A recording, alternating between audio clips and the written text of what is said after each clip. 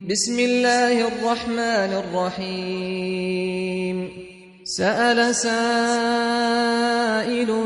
بعذاب واقع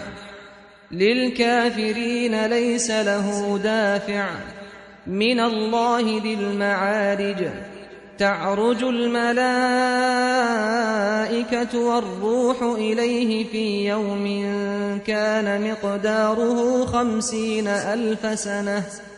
فاصبر صبرا جميلا إنهم يرونه بعيدا ونراه قريبا يوم تكون السماء كالمهل وتكون الجبال كالعهن ولا يسأل حميم حميما يبصرونهم يود المجرم لو يفتدي من عذاب يومئذ ببنيه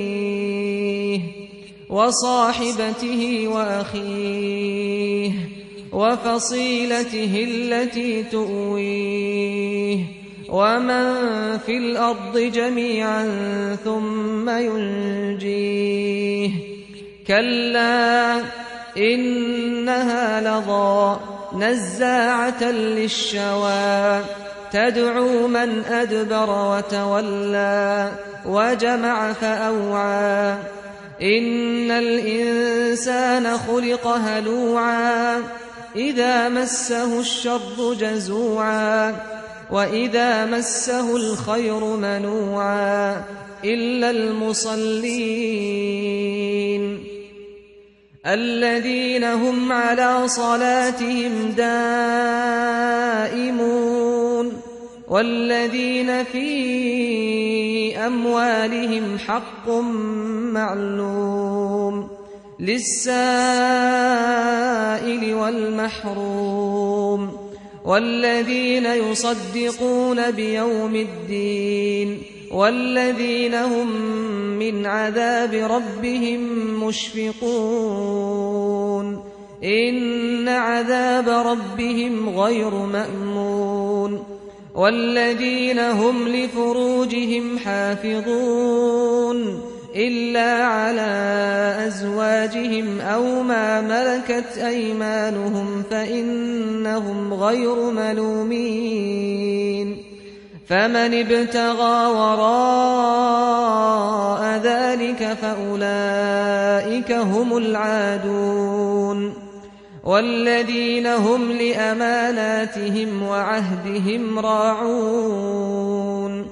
والذين هم بشهاداتهم قائمون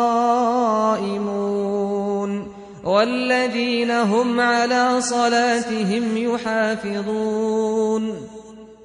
أولئك في جنات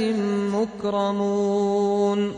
فما للذين كفروا قبلك مهطعين عن اليمين وعن الشمال عزين أيطمع كل امرئ منهم أن يدخل جنة نعيم كلا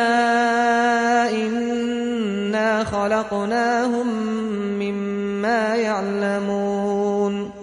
فلا أقسم برب المشارق والمغارب إنا لقادرون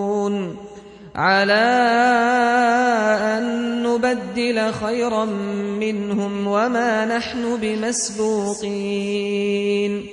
فذرهم يخوضوا ويلعبوا حتى يلاقوا يومهم الذي يوعدون يوم يخرجون من الأجداث سراعا كأنهم إلى نصب يوفضون خاشعة أبصارهم ترهقهم ذلة ذلك اليوم الذي كانوا يوعدون